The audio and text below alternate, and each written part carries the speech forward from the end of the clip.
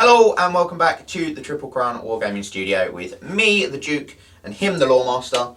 Howdy, howdy. There's no Chieftain today. He didn't want to be here. He doesn't believe Skaven are real chaos, so he's not getting involved in today's deep dive. More for him. He's a man of the Empire. He doesn't believe Skaven are real. No. Man-sized rats, don't be silly. Don't be silly. They're much bigger than a men. Better stats. Quicker.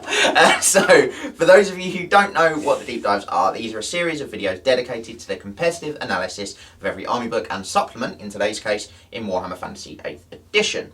In this video, we are breaking down the End Times Thanquol supplement with Fantasy Book. We're going to look at the supplement's special battle scrolls, which it has, and analyse each special character and unit with our dedicated competitive rating system. If you're looking for the ultimate guide to End Times Thanquol, you've come to the right place. This episode will be a little different to some of our other deep dives, as well, just because of the nature of the supplement. Really, there's not a sort of army as such in there. It's just mostly special characters and one unit. Some bolt-ons. Just some bolt-ons. Some optional extras. Yeah, but let's go through how we're going to break down today's video. So first, we are going to outline how the rating system works. Now, if any of you have watched this before, feel free to skip. But for anyone who's not seen a deep dive before, we're not going to go through the whole rating system because we're only actually using 3 categories of the 6. So we'll just go through those bits that we're using today. After that, we're going to go through the battle scrolls, what they include and sort of the rules that they have for taking them. Then we're going to go through the unit and special characters. And then finally, we're going to discuss some sample competitive army lists using the elements from this book.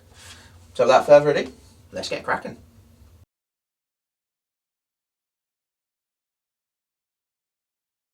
So this is going to be a brief sort of recap if you've seen a deep dive before, or seen us go through the rating system before, or an explanation if you haven't, of how our competitive rating system works. Firstly, we divide every unit in the army book, or in this case supplement, into battlefield roles, and this creates a system that accurately represents how competitive a unit is at its job. Just because it doesn't kill 50 models in a turn, although some units in here might. There's definitely a real chance that can happen. But just because it doesn't do that doesn't necessarily mean it is not good at its job. And we split the battlefield roles as follows. We have battle line units. These are the regiments that form the sort of fighting lines of your army. We have flanking units. They're the shock units that you use for hitting enemies normally in the flanks in support of those battle line units. Then we have ranged units, the units that offer you a dedicated shooting threat. Chaff units that you use for hitting lone targets like war machines, or for sacrificing for battlefield advantage.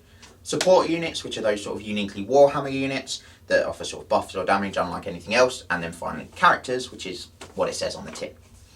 There are 15 different criteria for scoring, but each of the battlefield roles are scored on the 6 criteria that matter most to them. Now, as I sort of said before, we're not going to actually use all 6 of these, we're only actually going to use 3.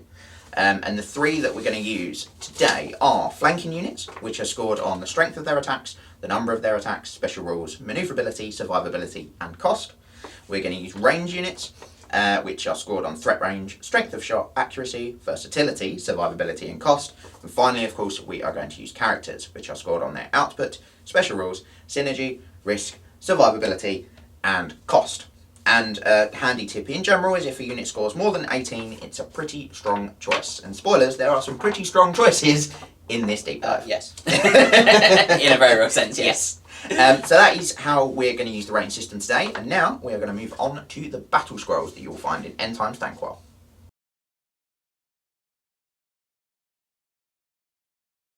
Now the formalities are out of the way, let's deep dive. Now there are 5 battle scrolls in the End Times Thanquol, 2 being based around the Skaven and 1 each for Dwarves, Empire and Lizardmen.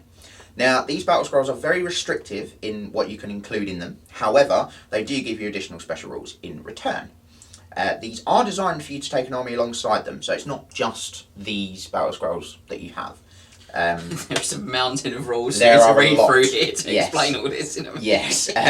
One of the rules that I don't think is included there, but is included in every battle scroll, is core formation. Now that means that an army which includes these formations does not need to spend a minimum of 25% of your points on core. And that's why they're dirty. Yeah. Yeah. So I don't know why that's not in the sort of core rules for battle scrolls, but you know it is in all of the 5 in this book. Yeah, it is, yeah. That's a very good point. Yeah. So do you want to go through the sort of core rules, core page of rules for Battle Scrolls? So Battle Scrolls, which I will just interject politely, are not allowed at our events. They are not. No. Sorry, you'll see why some of that is the case. Yeah. Battle scrolls allow you to add unique battlefield formations to the army that you use in your Warhammer games. Each battle scroll lists its race and details of the formation. So that's this kind of specific group of units that you that enable you to use the special rules when you include them in the army. So there's kind of compulsory elements for some of these, is what we're saying. Now, battle scroll formations. When you choose an army, you can take one or more battle scroll formations as part of that army. The battle scroll will tell you what units you need to take in order to field the formation, and what, if any, extra options or restrictions apply to the units that make it up. The army list entries for each unit in the formation can be found in their army book or this Warhammer supplement or others that contain the details of the unit in question. Each formation includes one or more special rules associated with the units that make up the formation. The special rules for a formation only apply to the units that make it up, even if there are other units of the same type in your army. So imagine it says you've got to have some storm vermin, as we're on Skaven. If you've got another unit of storm vermin that aren't part of the formation, they don't get the special rules, only the ones that are in it do, is what that's saying. Although, spoilers, there is a rule in one of these formations that affects every unit in the army. Because they like to contradict themselves. Yeah, they love it, don't they? I love it. So, cool. Formation points values. Formations do not usually include a points value. Just add up the points value of the individual units and options to find out the total points value for the formation. Occasionally, a formation will require that you pay extra points in order to use it. In this case, the cost of the formation is the total cost of the units plus any extra costs the battle scroll specifies you must pay. The points value of the units in the formation count against the total points allowed for your army, but are not included when working out the percentage of points spent on different categories of unit. Nor do these count towards the number of duplicate, special or rare choices in your army. For example, a formation with 500 points worth of models would count as 500 points towards the total number of points allowed in your army, but would not count towards the number of points spent on lords, heroes, core units, special units or rare units, which is why you see lots of really expensive lords in these. Yes. Because you can take them anyway. Yeah, as long as you can afford the points in your army, you can take them. Yeah. If you wish, you can field an army made up exclusively of formations chosen from battle scrolls. If you choose to do this, then you do not have to spend 25% of your points for the army on core units. And you do not have to select a model as the general if the formations that you use do not include any character models. So if you've got no characters, you don't have to worry. You don't have a general. Just don't have a general. Treat yourself. Nothing. And this is where they get confusing. So if you bolt them onto another army, the remaining points must still be divided up into core, special, rare, etc. And you must spend your 25% on core. If you just use the full formation all the time, then you don't have to worry about core, which is what you said a moment ago with core formations. Yeah, but equally, each of these 5 has a special rule called core formations, which is, if your army includes this formation, you do not have to spend a minimum of 25% of your points on core. So you can have the formation and the rest of an army, and still not spend the 25% on core. So imagine what I just said. And just ignore half of that. Screw it up. Yeah. Throw it in any bin. Any bin. In or, in fact, outside of the studio.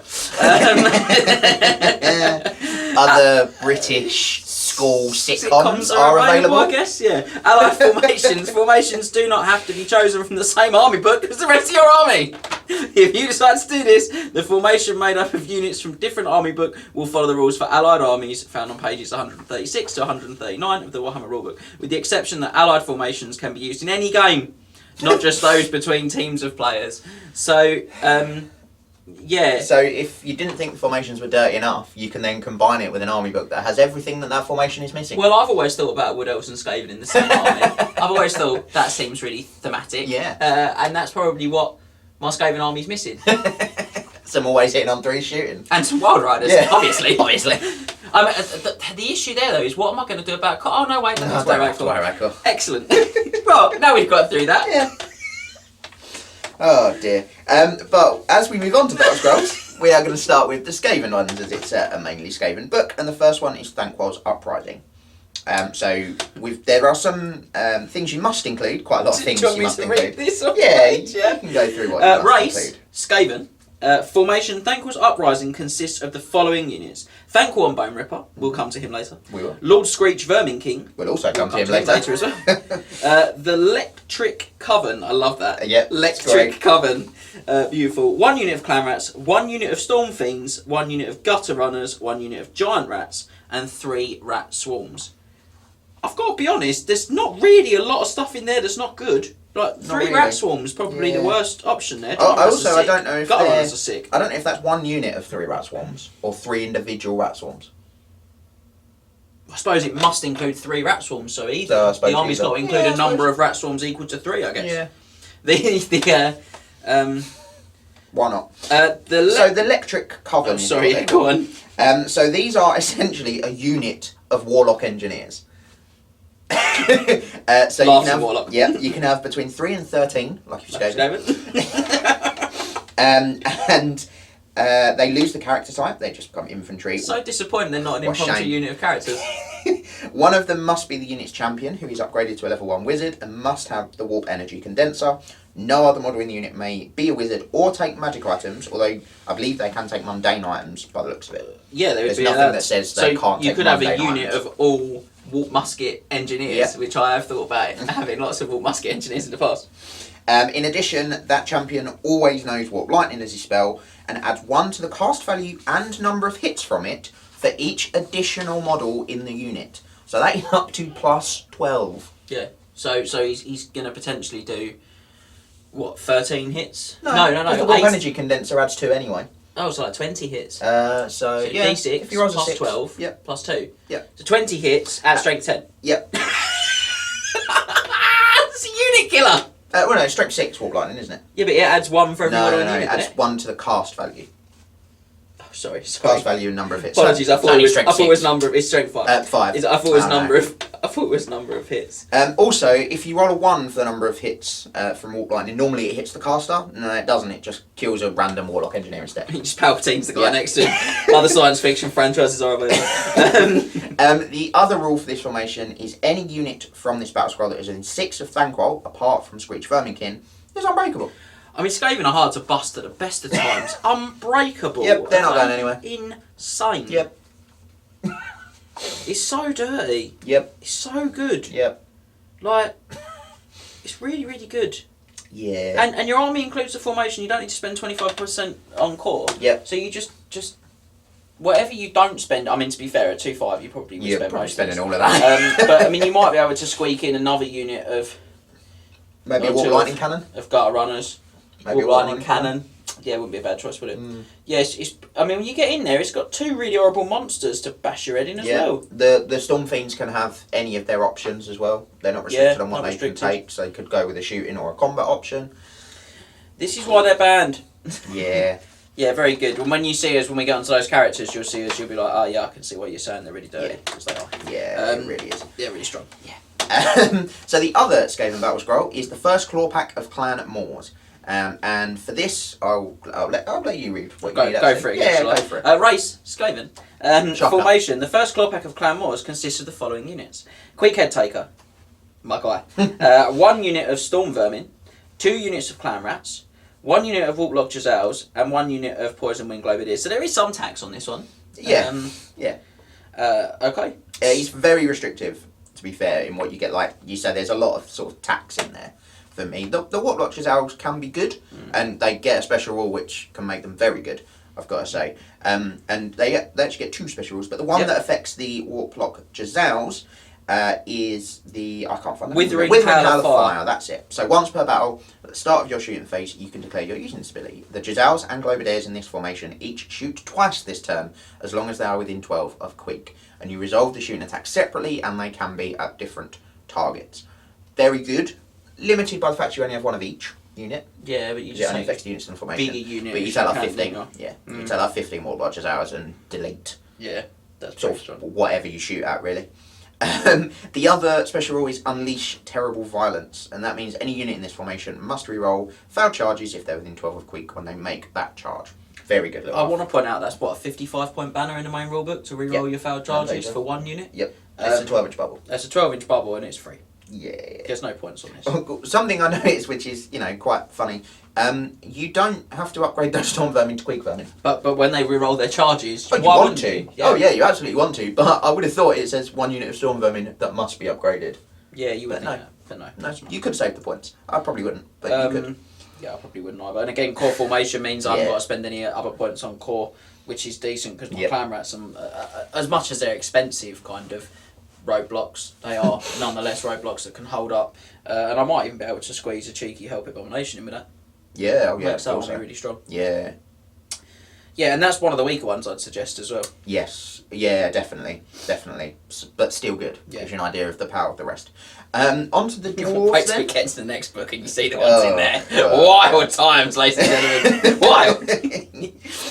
Onto the dwarves, and they have the Dwarf Throng of Karazakarak. Unsurprisingly, you do need Thorgrim. I'm taking over this one. You need Thorgrim Grudgebearer. You also need Ungrim, Incarnate of Fire, who we're going to look at later. You need Joseph Bugman, 1 unit of Hammerers, 1 unit of Rangers, which must be upgraded to Bugman's Rangers, 1 unit of Iron Drakes, and 3 units of Slayers. Now, Ungrim and the Slayers all get the Last Chance for Glory special rule, which lets them re-roll to hit with their death blow attacks as long as they're within 12 of Ungrim. Pretty solid. Yeah, that's good. Yeah. And this formation also gets the Great Armories of Karazakarak, which means all units in the army with this formation taken in it, taken from the core section, re-roll to wound rolls and armor saves of a 1. It's just a shame that they were chosen from the core section of the army list. And because it won't affect the Hammerers No. or the Iron Drakes. No. It won't affect anything in this formation, No. actually. It would just affect what you take. Longbeards are great weapons though. Longbeards are Solid. good though. Yeah, it's a shame because with the great weapons they're going to get the benefit on the reroll ones to wound, but they're not going to get it on the armour, really. Yeah. You could go sword and board and just make them really tanky Just and grind try it. and chip the wounds with the Yeah, reroll you ones. could. Probably wouldn't. I'd probably take the great weapons and Yeah. roll out, but Yeah. but maybe not because I've got hammerers, so maybe I would go Yeah. for a unit Just that an hammers. anvil. Even a unit of like dwarf warriors could be really strong Yeah. there. They've got a 4 up and a parry. That's good. Yeah, it's very good. It is very good. A very, very solid formation. This was the one that had the special that affects the army, not just the formation. Yeah. Which is why you got excited. Yeah. Just so we're all clear, race dwarves. Yeah, can't forget that. But, take it with Empire. Why not? Well, yeah, why not? Because I can have a wizard. I mean, you know what? Where this gets really silly is I put Balthazar Gelt in. Yeah. Because Balthazar Gelt suddenly adds +2 to their armor save. So they have a turret And roll all of a once. sudden I've got 2 rolling ones on a unit with a sword and a shield, or I've got a 3 up re-rolling ones on a unit with a great weapons, which is pretty good. spicy. And +1 to hit, I'm piercing. Who Obviously. needs Dreamsmiths? Re-rolling ones to win. Who needs Dreamsmiths at that point? I mean, I'd take them as well, I'm not Monster. Actually, you can't, can you? I'd you could. Empire. No, you can't. because you're taking I'd just take Empire. Yeah, I'd just take a scroll. Take them, yeah. Take a scroll caddy. Why do I care? Why not? I've got Can lots you? to spare. I never remember Velas. Can you put characters in the other races' units? If they're like best friend allies. I think if they're best friend allies, you might be able to. Yeah, you definitely can if you're good best friends. Because years ago I went to a doubles and I definitely didn't have a old blood with a blade of realities, and a 2-up armor save in a unit with a banner of the world dragon, and he killed everything, ladies and gentlemen, everything. You name it, he decked it. Oh dear. You're a horrible man. Yeah, my half of the army was led by Teclis. You sat behind that unit. And just savage beasted that old blood. The old blood's just like, yeah, I've got this, mate. I'm good. Reroll ones to hit to wound and to save, you say? I like a bit of that. Oh dear. Back to these formations in this book. If that isn't in the main rulebook, that event said you could do it. Either way, we did it. It was amazing. Moving on, speaking of lizards, actually, to the lizard man formation, and we have the red host. And it's all about skinks, this one. Skinky boys. Race, lizardmen. Sure. The red host consists of the following units. Tehennahound, the Prophet of Sotek, 1 skink chief, 1 skink cohort, 1 salamander hunting pack, 1 unit of chameleon skinks, 2 bastillodons, Barry and Bazza, and 1 unit of ripidactyls. Yes. So the skink cohort cannot include Croxagore. Yeah. What a shame. Yeah. Tehennahound and the skink chief cannot be mounted. I don't think Tenhound can be anyway. No, I don't think he can. Where's that come from? I'm not sure. Where did that from? The But annoying, the chief can't go on like a pterodon. The real kicker is the Bastillodon can't replace their Arcs of Sotek with solar engines, which means there's no solar beam. Sad face for all the Bastildons. Other Japanese animated shows are available. And the whole army, the whole formation does have Hatred Skaven. Yep. Which is nice. Yeah. And the Arcs of Sotek each inflict 3d6 strength 2 hits instead of 2d6. Yeah, Better, because but not. I mean, yeah, Because we're all thinking, well, now it's closer to Flock of Doom, that powerhouse spell. The Red Shields. The Skink Chief from the formation must set up as part of the Skink cohort from the formation. He cannot voluntarily leave the unit either. You better get something good for this. As long as the Skink Chief is part of the cohort, then all models add 1 to their weapon skill. It's very thematic. It's poor. Yeah, it's not very good. It's poor. I did say very thematic is probably the best I can give this one. Not great. Yeah.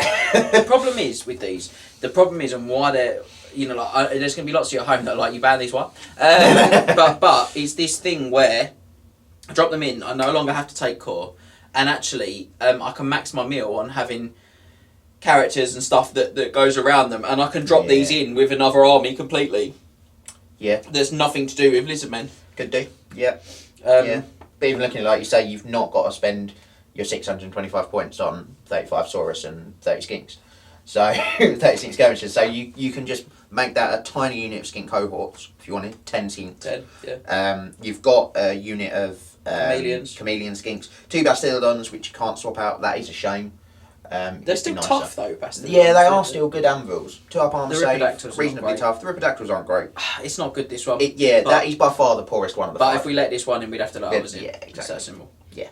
Defenders of Middenheim? Yes, which is the Empire Battle Scroll, the final one. Again, I'll let you go through what you need. I remember liking this one. But I it's a lot of good things. I remember liking this one. The Defenders of Middenheim is a race, the Empire, obviously, and consists of the following units. Valton, Herald of Sigmar. That's from the Nagash supplement. Mm-hmm. A Battle Wizard Lord, a Grandmaster, a unit of Knightly Orders, a unit of Halberdiers with 2 detachments of Crossbowmen. Which, you know what? Not the worst attachments to be made to take. Yeah, not the best, but not the worst. A unit, because they can be 5-man detachments. Yeah. A unit of 3 Company Militia, that's a shame. And a unit of Swordsmen, although again, it doesn't say I can't take detachments on the Swordsmen, so if I want to go more chaff that way, I can. Potentially, yeah. So the restrictions then. Valton must have full plate armour, a Barded Warhorse, and Galmaraz. I know what you're thinking. What a shame. What a shame. The Battle Wizard must be on foot and must use Law of Beasts. That is a shame until he's Savage Beast Valton. The Grandmaster must take a Great Weapon, which is... a shame. I didn't think they could. I'm pretty sure they can. I thought the only option for them was a Runefang. Again, I must take a Great Weapon, that's fine. I'll purchase a Great Weapon and a Runefang. Thanks. I know that's proper cheeky Pete in him, but there's nothing that says I can't do it. He has taken a Great Weapon, he's just not using it. He's just not allowed to use it because he's got a Runefang. Oh no. The Knightly Orders must have Great Weapons and must be upgraded to in a circle. I can't get around that one, guys, I'm sorry. I've tried my best. The Great Weapons on them is a shame. So we've got Gregor Martak, empowered by Ulrich. The Battle Wizard Lord knows the following spell in addition to the usual spells he takes. Icy Blast of Ulrich, cast on a 5+. It's a magic missile with a range of 12 that causes D6 strength 5 hits. In addition, the target suffers -1 modifier to all to hit rolls, shooting and combat, and its leadership. So this is a combination of like Warp Lightning from the Skaven and Ice Blizzard, which is really good. Cast on 5. Shooting attacks that do not use ballistics can must roll a 4+ on a D6 before firing, or they can't shoot. Absolutely filthy. Yes. Absolutely filthy. Yes. Do you know what's better though? Stubborn Faith. Yeah.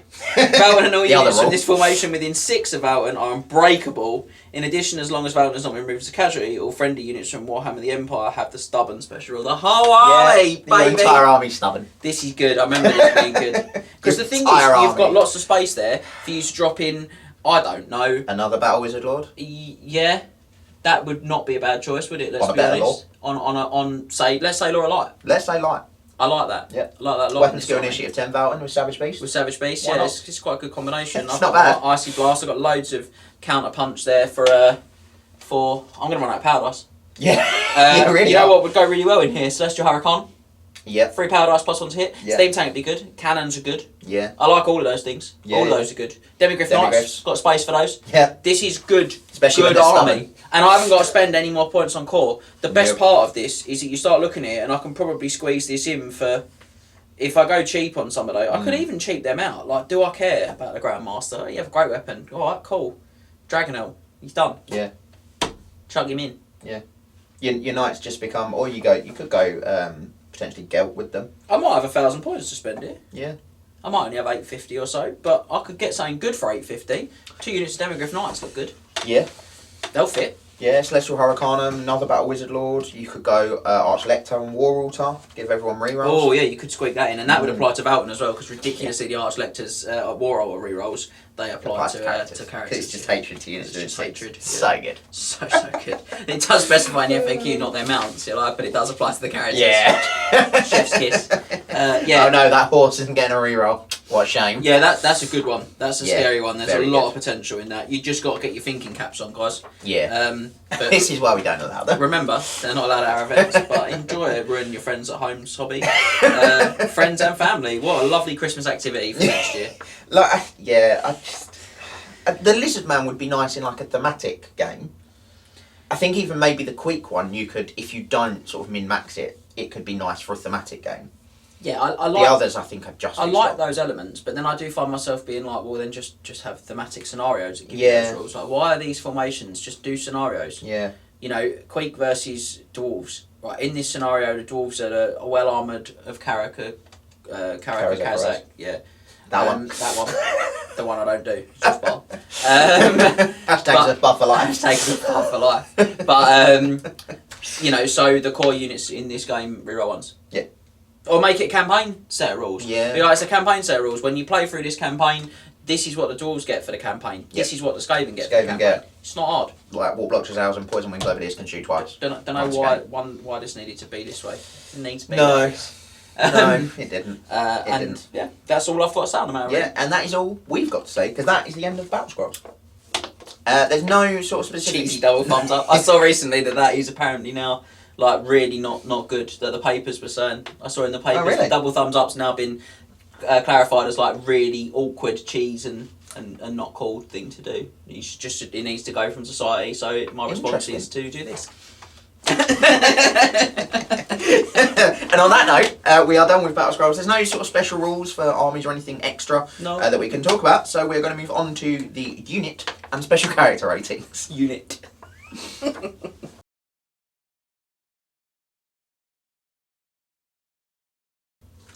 As we have already rated every unit in the formations that we just spoke about in their respective army book deep dives, we're not going to do it all again here. We are just looking at the specific unit and characters in End Times Thanquol. And in this section, we are looking specifically at the Skaven. So there's one unit and there are 6 characters that you will find, some of which we've mentioned earlier. And if you want any more information on all of the units in those formations, go and head over to their army book deep dives. But we are going to start with the Storm Fiends. Now, these guys have 6 different weapon options. 3 of them are sort of combat based, 3 of them are ranged based. And really the best way I think to give these guys a rating is to sort of split them into their combat role and their ranged role. Yep. So in combat we're going to look at them in flanking, and then in ranged we're going to obviously look at them in ranged. Lovely. You can also pick different weapons per sort of model in the unit. I'm not even going to go down that rat hole. Oh, that Warren. Yeah. So we are just. No. We are just going to assume that you've taken the same weapon on each Storm Fiend. Because we will never complete this video otherwise. Yeah. So if you have 9 and 2 have shock gauntlets and 1 has a rattling cannon and 1 has a grinder fist, we would be here forever. Nobody wants to watch that. We will discuss grinder fists in some detail. We will. Though. Don't worry. So we are first going to look at them in their sort of combat role, so in a flanking role. Now for this we've got a sort of base competitive rating which is just their stats. So no weapon options, which you can't do, but then when we go through the weapon options we'll tell you what it adds or minuses from those, and then gives them the final rating. So their base sort of combat rating in the flanking role is a 14 out of 24. So we get there with a 3 for strength of attack, 4 for number of attacks, 2 for special rules, 2 for manoeuvrability, 1 for survivability, and 2 for cost. So remember that's just their base score, no options. Their cost is a bit of a tricky one here because all of their weapon options are free, so they're obviously included in that cost, which I think is 85 points a model. They are, yes. Yeah. I've gone with the 2 because I think that's sort of, at worst, they're reasonably costed. Yeah, I think they're probably about right in general. I think there's only one combo where I look at them and think they might be a little bit too cheap. And it's a specific combination of things, which I'm sure we'll touch on. Do you want me to go through all of this before we do that? Might be easier? Yeah, so I think first we'll go through the double death special rule, which Okay. is quite a long one. So, do you want to do stat line? Or do you Yeah, want me to do okay, shall you go for the stat. I'll just go for the page, stat. why not? Yeah. They're movement 6, which is obviously quite decent. They are weapon skill 4, which isn't bad actually. No, it's not terrible. Ballistic skill 3, but we're going to see why that doesn't matter. Strength 5, very good. Toughness 4, 4 wounds. Very good. Initiative 5. Yeah, ridiculous. Yeah, it's 4 attacks as well. Yeah, also very good. And leadership 7, which is poor, Not but bad. excellent for Skaven. Yeah. I mean, really excellent for Skaven. Yeah. So they are unit size 3+. That's worth knowing. They come with light armor, but that does change dependent on what you equip them with. Yeah. Joys. Then there's the weapons, which we'll go through. So I won't go through them because we'll do it on there. Their special rules. They're fear. They cause fear, and they are skirmishers. Which is not bad, but they are big and bulky, unfortunately, so they can't fire on the march or act as light troops in the same way the normal skirmishers Yeah, do. so interesting though, the light troops, ignoring the light troops, I think is possibly just a buff for them. Unless you're fighting like wood elves, really, or anyone with a lot of shooting, I think it's actually just a plus. Because what the light troops rule is for skirmishers is you don't get the -1 to be hit for being a skirmisher. Yep. Bit of a shame. However, the light troops also is the rule that says you can never gain ranks. Yeah, and you can't be And steadfast. can't be steadfast, but these guys can. Although they're now not steadfast in a wood. I think that's part of No, light troops. I don't think it is, no. So they are still not steadfast in a wood. Oh, okay. Ridiculously. Wonderful. But the fire on the march, I think, is a big loss. Yes. Because it suddenly is. they can only move 6 and shoot, which we'll cover in the next Yeah, bit. which is a shame. Let's do double the death. I'm Yes. going to be honest, this is a special rule that I think they could have named better. I mean, I just double the death. I feel Yes. like it's a great 80s advertising campaign. Storm Fiends equipped with Doomflayer gauntlets, Grinder Fists or Shock gauntlets. That's the ones we're doing first, right? Yep. Reroll all failed to wound rolls in close combat. Now this includes impact hits and stomps, So good. which is insane because special rules don't normally apply to stomps, Yeah. which is quite good. Yeah. Storm Fiends equipped with rattling cannons, warp fire projectors or wind launchers reroll failed to wound rolls when shooting with those weapons. And then as a designer's note, we might as well read it. Although Storm Fiends are armed with multiple weapons, they never benefit from the extra attack rule for having more than one close combat weapon. So you What a should shame. settle for the 4. Yeah, plus the stomp. And then they've got warpstone laced armour. Now Storm Fiends equipped with Doomflayer gauntlets, Shock gauntlets or sorry, it's just those two. Doomflayer gauntlets or Shock gauntlets, apologies, have warpstone laced armour that gives them a 4+ armour save. So we had that light armour, it's now up to a 4+. Which is pretty good. If a unit of Storm Fiends includes one or more models with the warp laced armour, when armour saves are taken, then use the armour save of 4+ against all the wounds that have been inflicted. However, any wounds that are not saved must then be applied to models that have that armour. So in other words, you've got to kill the ones with the combat weapons first. Yeah. That's probably the easiest way to say it. Yeah. If this creates a gap in the unit, move a model up from the back rank to fill the gap. If the unit consists only of a single rank, close the gap by moving the remaining models sideways to the centre of the gap. Any attacks, spells or special rules which allow you to target a specific model, ignore that special rule. And use the armour save of the model that is targeted. If the target has warpstone laced armour, the save is 4+. If not, it has 6+ from its light armour. Yeah. So basically, Law of Death gets around it. You can Yeah. go, I'm going to snipe that rattling cannon guy. Or Genna's Golden Hounds. Or Golden Hounds, yeah. But they wouldn't get a look out, sir, there, are they? Yeah, it's a good point. So that would be dreadful if you pick the 6+ Well, armour yeah, save you just guy. don't pick the You 6 just armour pick the save 4 guy. armour save guy, didn't you? Yeah, good point. You pick the 4 armour save guy to Genna's Hounds, kill him in the magic phase, and then shoot the guys with the 6 armour armour save. save. Top That's tip. where it's at. That's the one. That's almost a double thumbs up. But yeah, that's all of their... That's it. I'm done. We're done. It's all you. So, as we said, they've got 3 combat weapon options, which are the Doomflayer Gauntlets, the Grinder Fists, and the Shock Gauntlets. But we'll get there in the end. We're going to start with the Doomflayer Gauntlets. Now, these are +2 strength and gives them impact hits... is it that one? Or have I got that the wrong way around? I thought that was the Shock Gauntlets. I'm going to turn the way. Yeah. The page. The page. No, I think the Doomflayers are the ones. Yeah. Okay, yeah. I was right. They give them +2 strength. And gives them impact hits D3. Which and when reroll fail to win rolls. which are found to be rolls. As James said, when armed with the weapons, they get warpstone laced armour, which is a 4+ save. So this option ups their strength for attacks to 4 and ups their cost to a 3. Because I think actually with a 4+ armour save, re-rolling, that's the word I meant, their wound rolls with impact hits as well. Very, very good if you get them into the... exploitable at that point. I think so, yeah. Oh, okay, Yeah. interesting. I probably wouldn't have bumped them, but I can see the argument. Yeah, It's a because tricky if you one. get them into They're the all right good. sort of target, They're disgusting. Yeah, they are good. They are Really good. and Strength stuff, 7. aren't they? With those They're impact combat hits, attacks. and then the 4 attacks, and then the stomps, and it all rerolls wounds. Yep, disgusting. It's just hideous. And their survivability also goes up to a 2, thanks to that extra armor Huge save, bump. which gives them a final score of a 17 out of 24 with the Doomfire gauntlets. Mm. Very good. Yeah, that's good, isn't it? Yes. They are good, to be fair. They are very strong. They are. The other sort of good combat weapon is the Shock Gauntlet. They're a good combat So weapon. these are +1 strength, they ignore armor saves, and they give each model D3 stomps instead of 1. Strength 6 reroll into wound, ignoring armor saves, and D3 stomps, which also reroll to wound and ignore armor saves. Yeah, very, very good. Yeah, I mean, they're great. Yeah. Like, I can't really say a lot. You're Yeah. going in, you've got 4 attacks a model at strength 6. No, Yeah. we're where we are. The only issue I see with these personally is I think their best target is knights. Yeah. And then they've got D3 stomps, which they're not going to be able to use because they're fighting Yeah. knights. Yeah. But I have seen these mints. I saw a guy years ago take a unit of 6. And I mean, it was all the points in the world. But they went into a regiment of.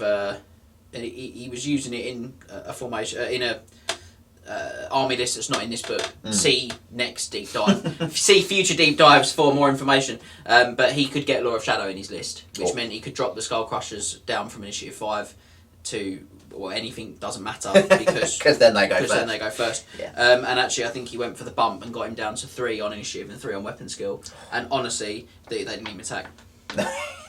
I'm Rinse not surprised. Without the stomps, just Not surprised at because they all. reroll the wounds as well. Yeah. Hitting on 3s, wounding on 2s, rerolling the wounds. They just Well, you're dead. Horrible. That's so Essex. Horrible. Yeah. Horrible. There's no H anymore. Yeah. Horrid. Really, really dirty. Yeah, they become a really good shock unit in that role. Hey! I'm completely invested. It's actually discharge. Although they are called shock gauntlets. Shock Yeah, gauntlets. okay, fair. We'll say discharge. Yeah, so score-wise, the gauntlets increase their strength of attack to 4. Their cost again to 3 because I think they can be exploited again because of with the next weapon that we're about to talk about. Yeah, you are now bringing me into your Yeah. way of thinking with the 3 because I think the next weapon is the thing that turns everything to a 3 for me. But yeah. Their survivability again to 2, giving them the same score as the Doomfly gauntlets, 17 out of 24. I mean, look, we know they're competitive. People take them. We talk about them all the time. They're a very powerful unit. Yeah. No question. Yeah, they really are. I think, as a choice, though, I think I'd probably go Doomflayer gauntlets. Interesting. Because, you don't ignore armour, but you do -4 to it. Minus and 4, yeah, sorry. you've got the impact hits as well, the extra impact hits. Yeah, although you've still they'd got be a stomp. made at base strength, wouldn't they? 5. Yeah, So but they still reroll to win. I think for me it's a bit of a both and. Why would you if you've Yeah. got a unit of 4 or 6? Yeah, have 3 of each. 1 or 2 of each, and then a Grind Fist, which we're going to look at. Yeah. So 2 of 1, 3 of another Grinder Fist. Yeah. For a unit of pure combat unit of 6, and then what's really good about that is you can do the man eater thing because there's no champion. Yeah. The front rank against one target is the no armor save, so you get the more attacks there. Yeah. Or it's the impact hits against the another target. It's very, very strong. Yeah, very good. But moving on to that final combat weapon, which is the Grinder Fist. So these guys don't come with a Warpstone laced armor, so you are stuck at just a 6-up save, which is a bit of a shame. They are strength 5, same as the Storm Fiend, but they're not user strength. So if you drop the Storm Fiend strength, Grinder Fist still attack at strength 5. Yeah, they do. Just quickly, as a point on that, something that is worth bearing in mind is that because they don't get that armor, that Warpstone laced armor, sorry. It means that they will always be the last guy to get killed in a combat unit. Yeah. Which is where, when we talk about the shooting options with this in a minute, we're going to see why it's so much stronger because they can be the first death in that unit, which is literally what you want. Yeah, that is their one sort of downside, really. But they also make the Storm Fiend swap its 4 attacks for, amusingly, I've written D32 on my it's not that on my script. It's not. It's D3 attacks that automatically hit. That is nice. But it's probably going to work out about the same against most things because you're probably hitting on 4s. On most things. Fair. So Yeah. you're probably going to get 2. But obviously, sometimes it's nice to have the option of rolling just 4 4s. Interestingly, these are Warpstone weapons, but the other 2 aren't. No. So the other 2 aren't inflicting magical attacks either, Nope. which is huge. Yep. So it's nice to have that combination in there. Yeah. Do you want me to read Tunneler? Yeah, I was going to say the big reason that you would take any of these guys though is because of the Tunneler special. You are not going to be able to see this at home, but this is Tunneler. Yeah. Just so you're aware, you're almost half a page. Strap in. Yeah. Tunneler, a unit that contains a model with grinder fists, is not deployed at the beginning of the game, but instead uses the following rules. During deployment, but before scouts are set up, place a tunnel marker anywhere on the battlefield that is not impassable terrain. A coin is ideal. At the beginning of your second turn, roll a dice. On a 2+, the unit arrives. On a roll of a 1, it arrives at the start of the next turn instead. So there's not even a mishap here. No. It's just now or later. Yep. When the unit arrives, roll for a scatter using a scatter dice and an artillery dice. If you roll a misfire, the unit is delayed and will instead arrive at the beginning of your next turn. So again, it doesn't die. Doesn't die. No. You know, this is really. Just turns up next you've got to be so unlucky to lose To them. never like get this. them, yeah. The unit. Sorry, apologies, I've lost it there. Beginning of next friendly turn, reduce the scatter distance by a minimum required so that. Oh, sorry. If the roll is a misfire, I'm just going to go back. Okay. If they arrive at the beginning of the next turn. If the marker scatters into impassable terrain or a friendly unit, you reduce the scatter distance by the minimum required so that it's not the case. So that they'll sort of they're a drop pod. If we K fans. Yes. Once the final position of the marker is established, place the unit so that a model with the grinder fist is touching the marker. The unit can face any direction. Can act normally this turn. Wild. So good. Including declaring a charge. Ridiculous. Insane. Because it's not a reserve roll, apparently. They don't come on like reserves. Stupid. No, they're much better than reserves. A unit arriving on the battlefield in this fashion does not count as having moved for the purposes of shooting either. Ridiculous. Ridiculous. Well, they just teleport, do they? Yeah, they just appear. If the centre of this shit gets better. If the centre of the marker is under an enemy unit when the unit with the grinder fists arrive, you should instead place the emerging unit as though it had charged the front of the enemy unit. At least it's the front, I suppose. Yes. It will fight in a close combat phase, but does not count as having charged for the purposes of impact hits. That's the only miss there, is you don't get the impact hit. If it's not possible to deploy the unit for any reason, the unit does not emerge and will instead, you guessed it, arrive at the beginning of the following turn. You don't even have to roll for it to arrive at the end of the just next turn. It just automatically turns up. You only roll for it once in the whole game, so Yeah. even if you roll a 1, it arrives at the start of your next turn. It's beautiful. Did they arrive turn 2 or 3? Yeah. That's almost the only option. It's so unlikely that they're not going to turn up by turn 3. Yeah. Like, they've just basically got to keep misfiring. Yeah, really. I mean, they're just It's horrid. ridiculous. Really, really strong. Yeah, it's a really good rule. It is slightly sort of not the rule, but the grinder fist is sort of slightly let down by the fact it doesn't really improve them in combat at all. No. Sort of rating wise, but it does improve their special rule score by 1 to give them a final score of 15 out of 24 for just grinder fist. That is, remember. So that's if you take a full unit of grinder fists. That's going to be the problem, isn't it? It's the just grinder fist element. Because I don't think you'd ever take just grinder fists. No, there's just no point. This is a one guy job. Yes, you have one dude. One dude does this. Yep. That's it. And he lets all of either your combat Storm Fiends turn up and then charge something that turn. Ridiculous. Or he lets your shooting Storm Fiends turn up and then absolutely ruin something that turn. Because you've given them 3 for exploitability, the combat ones already. Yeah, So I wouldn't up their cost with this. No. But would you up their special rules? Yeah, so that's what I said. It's just a 1 sorry. extra for their special rules, which gives them that 15 out of 24 Yeah, above so the 14 from their base. The core. But if you chopped one of these grinder fists into a combat unit, That's- would you up them again by 1? Oh, I see what you mean. Yeah. Yes. Yeah. So that would up them to 18s. Yeah. So that's the magic number. Yeah, Isn't it? We talk and about that a lot. the grinder fist is why they score a 3 for their cost. Yeah, you've already for their kind of tapped that in there. I think. would definitely have said grinder fist makes them a 3. Some Yeah. people would argue it's a 4. I could find Yeah. you those people because I speak to them on a regular basis. About But that is it for Storm Fiends in a combat role.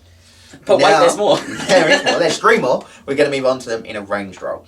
And to be honest, we're just going to have to rate these as almost as 3 separate units It's because just there's the no easiest way way to to sort do of it. rate them on a base level and then add the It doesn't work like that with our Doesn't really system work. for shooting, unfortunately.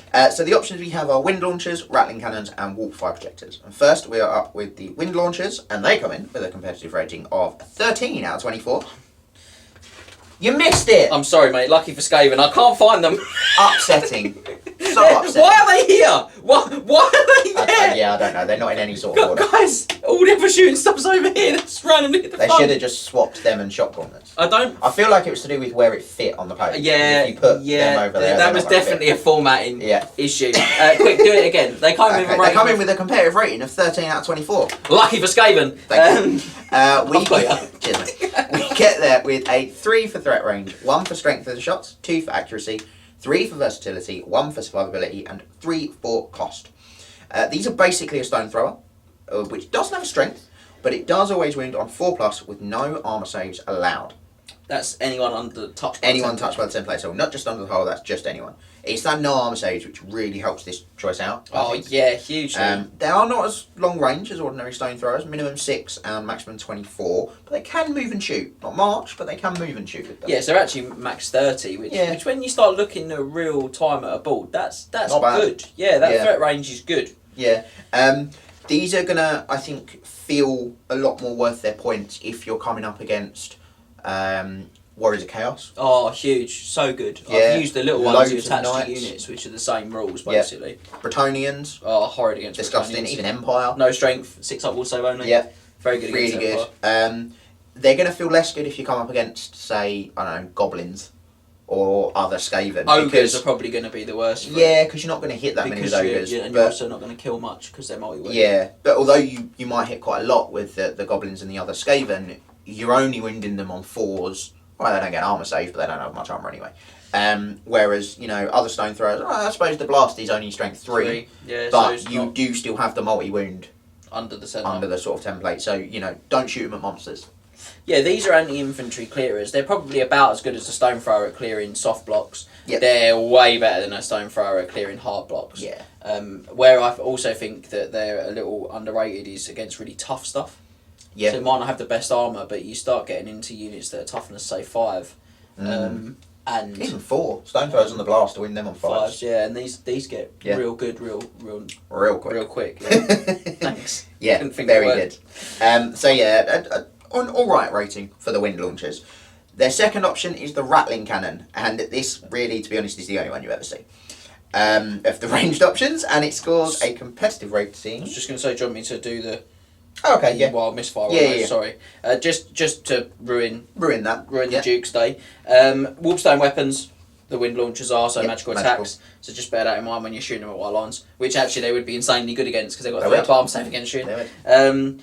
Do not roll on a stonefire misfire chart if they do misfire. Stone thrower misfire chart, did I say that right? Yeah. Yep. Instead, the template for the attack scatters 2d6 in the direction shown on the scatter dice. If a hit is rolled, use the small arrow. So they just blast Never wildly off target. misfire. Don't even take a wound when they No, misfire. Like any of that other stuff. really unpleasant. Yeah, really good. The second ranged option is the rattling cannon, which, to be You see honest, those? is the only one you've ever seen. And the reason for that is because they come in with a competitive rating of 18 out of 24. Raw insanity, these Yes. guys. So we get there with just a 2 for threat range, 3 for strength of shots, 4 for accuracy, 4 for versatility, 1 for survivability, and 4 for cost. I just think for their rules, for the ability to team them up with a grinder fist, which we'll talk about, I'm sure, they just do so much work for their points. Yeah, for me, they're probably they're a bit of a weird one. I think if I didn't have them with the grinder fist, I'd probably see them as a 3 because they are still very exploitable. If your opponent hasn't got range damage, they will do bucket loads. Yeah. But if they have got good ranged attacks, like some good magic missiles or some good shooting, they will struggle. But when you put the grinder fist with them, they are ludicrously underpointed. They will pop up and kill anything in the game, basically. Yeah. Which is ridiculous. Yes, it is. And it really is no surprise that you see these all the time on Storm Fiends. When you've seen Storm Fiends, they have rattling cannons. This is the choice. So they each shoot 3d6 shots of strength 5 armor piercing. They're quick to fire, so they ignore moving and shooting, and of course can always stand and shoot. They also ignore the multi-shot penalty and long range, thanks to their hot warp blade special rule. Yep. They are only 18-inch range, but again, you can move and shoot, so effectively gives them 24. So solid. They ignore basically all the modifiers that they're ever going to have, unless it's cover. That's it. So they're pretty much always hitting on 4s. And to be honest, the sheer number of shots that 3 of these pumps out is absolutely obscene. And let's not forget, they double the death. Yeah, they reroll so they reroll to wound as well. I've had these literally shoot off like toughness 7 Star Dragons. Yeah. Because, you have. because even though it's 60s to wound, they throw just so such many a dice. ludicrous amount of dice. Yeah, and then they throw them again. They're also armor piercing. Yeah. So they're -3 to save. Yeah, they are. So they shred armor. Yep. Um, Now, for every hit roll of a 1, they do hit a friendly unit in range and in their front arc instead. But honestly, you're Skaven. Why do you care? honestly, why have you got stuff in the front arc of them? Yeah, It's not difficult to not put stuff in the front arc, Not really. is it?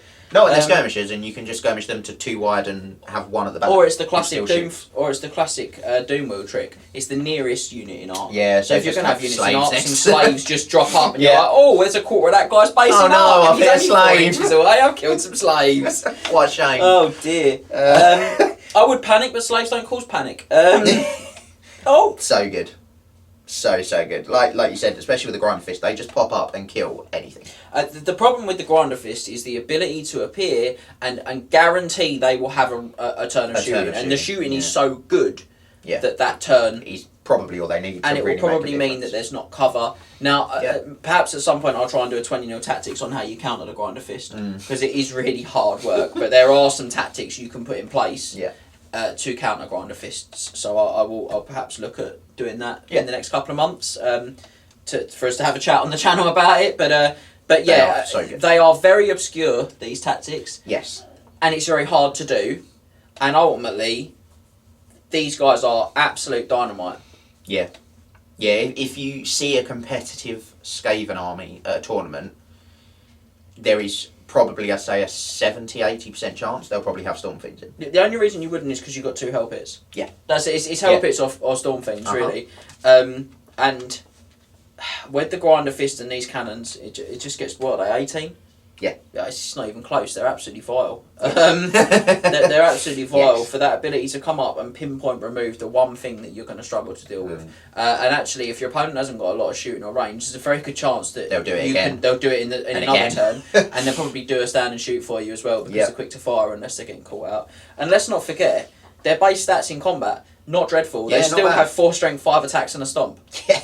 You're not going to beat them down with chaff. Yeah. You know? Yeah. So... And to be fair, you won't get there with chaff because they'll die to stand and shoot. Yeah, exactly. So, yeah, really powerful. Oh, they're so good. Now, for the final ranged option, and we are falling off that cliff, we really are. is the Warp Fire Projector. Who doesn't want magical fire throws? Well, anyone apparently, because they only come in with a competitive rating of 12. Not even lucky for Skaven. It's not great. Near. It's got so much potential, but it's hampered. I know what you're going to say. That first one. Give us the range. Threat range 0. Yeah, that's the hamper in it.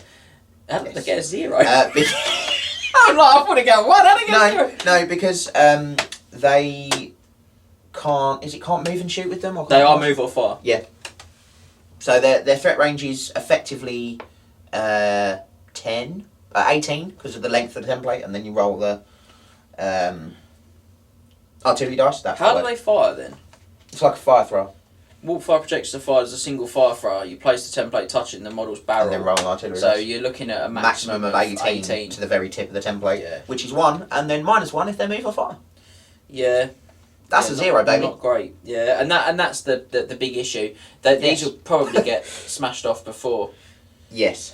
It's a 3 for the strength of the shot, 3 for accuracy, 3 for versatility, 1 for survivability, and 2 for cost. Yeah, like we said, they're a fire thrower. There's not too much different about them to a standard fire thrower, really, other than that they're magical. Weirdly... Multiple wounds, D3, which actually I think that has to actually be on them. I'm not sure a regular fire thrower. they're not? It either does come with that or it doesn't. I can't remember if it's I mean, they are the 2 options. Yeah, it does or it doesn't. There's no real in between. Well, this is... Genuinely can't believe you just said that. Yeah, I can't either. But it's either yes or no. Yeah. Yes. Anyway, I've got nothing. They are weirdly move or fire and quick to fire. Not really sure why. And they do have the wildly off target rule, which means instead of rolling on the black powder misfire chart, they instead inflict D6 hits on the closest friendly unit in their front arc when they roll misfire. What a shame, they hit Skaven slaves. It's funny when they toast some Skaven slaves, but the other Skaven slaves get a nice hearty cook meal. Yeah. The short range and the move or fire really hurts them. No, really lets them down. Don't take them. And I think the other problem is because you're paying the same points for them as you are for the other options, Why would you? Why would you It bother? becomes even a much starker contrast. Yeah. If you were paying 100 points for the Rattling Cannons and 85 or 80 for them, you might look and think, maybe I'll give them a shot, maybe I'll give them a try, or maybe I'll tuck one in the unit with some of the others, but I'm not ever going to take them paying those points for them. No. Crazy. No, you are not. But that's it. That's finally it for Storm Fiends. We're there. 6 weapon options, but we're done. Now we are going to move on to the Skaven characters from Thanquol, and there are 6 in total. There's more. You have Thanquol Bone Ripper, Lord Screech Verminkin, the Vermin Lord Deceiver, the Vermin Lord Corruptor, the Vermin Lord Warbringer, and the Vermin Lord Warpseer. And we're going to start off with the book's namesake, Thanquol and Bone Ripper, and they come in with a competitive rating of 18 out of 24.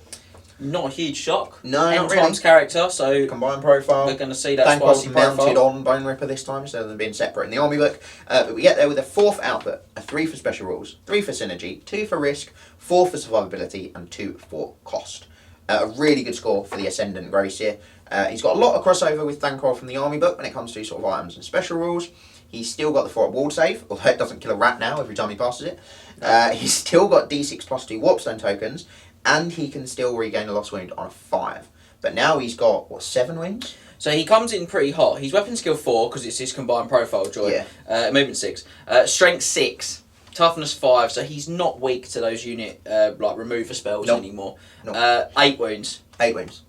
8 wounds. I'm looking at this book. So formatted. Almost really on the averages, if you're getting one back on a 5 up, you're almost looking at 10 or 11 wounds. Probably 10 wounds by the time you're done, because you'll probably bump 2 of them without too much trouble. Yeah. You've got to kill him in one, basically. Pretty much. Saying, guys. Yeah. He's initiative 5 as well, which he's not pretty slow, good. and he's got 6 attacks, and he's a monster. Yes. So you know No, what he's got else the comes balance with on that. Yeah, very good. That is the main difference in being a combined profile with Bone Ripper, meaning the whole model is unbreakable and benefits from that aforementioned 4+ ward save. Yeah. Not just Thanquol. No real armour to speak of, though. 6+ only. No, he doesn't. However, he does now add 1 to his casting attempts from spells from Ruin or Plague. Instead of just re-rolling the dice if he rolls a 1 on the Warpstone tokens, he now just completely ignores the wound. So there's no chance of him taking a wound from those Warpstone tokens. Very good. Bone Ripper comes with what are basically 2 Warpfire projectors, which can be shot at different targets. Alright, but I would always swap them because it's free to the Warpfire Braziers, which give him +1 strength, which make him strength 7, mark wounds D3, and allow him to re-roll to wound. And, because that wasn't enough, make every model in base contact take a toughness test or suffer a wound. Yeah. Oh, and they're flaming, so no regen. Yeah, why not? Treat yourself. I mean, why would you ever not upgrade that for free? He is a combat beast, and because the Skaven spells are short range, this just means you'll move him 12 every turn, which is ideal. He'll get his spells off, he'll do loads of damage. He himself is unbreakable. He is really solid. Yeah. 650 points, probably only drawback on him. Yeah, I would say he is probably the right points. Yeah, I mean... I don't think he's too many points. What is he in the army book? 4... He's got to be 400 and something. I'm sure 450. I think he's 200 more. Yeah. 200. I don't know. Maybe I would say he's a little cheap. 200 points to up his stats from 3 wounds to 8, and his toughness from 4 to 5. Does mean he is a cannon magnet. He's got 4 at ward save. He can get some of those wounds back, but he is a big cannon magnet. Probably a 4 cannon problem though, to be sure. Yeah. And which even is a lot of cannons. even then, statistically, he's probably not, because he's probably only going to take 7 wounds from 4 cannons. Ridiculous. Yeah, so he's probably going to need potentially 6 to be sure. And because he gets those wounds back as well, he's got a lot of options. He's very hard to deal with. And he's got good synergy with the rule book as well, with the army book as well, because you can start to bring in Storm Banner. Yeah. Which gives you even more protection against those cannons. Yeah, it does. So, and with the extra speed he's got, he's a force to be reckoned with. He really is very, very powerful, this guy. Yeah, he's very good. And I think we are done with Thanquol and Bone Ripper. He was a common choice as well when sort of events were dropping 50%. He's a lovely model as well. He's a very nice model. Next up, though, we have the Rat King himself, Screech Vermin King. I actually read his fluff the other day. It's quite interesting. But he comes in with a competitive rating of 16 out of 24. I can't read. We get there with a 3 for output, 2 for special rules, 3 for synergy, 2 for risk, 4 for survivability, and 2 for cost. I'll let you go through his quite impressive stat line. Did we compared these to A normal Vermin normal Lord. Vermin Lord? Okay, Yeah, so from you the can army book. tell me the differences. I'm assuming you'll know. Movement That's 8, weapons nice. skill 8. I think Vermin Lords are that anyway. Yeah. Ballistic skill 4. Strength 6, toughness 6, 6 wounds. I'm pretty sure regular Vermin Lords only have 5.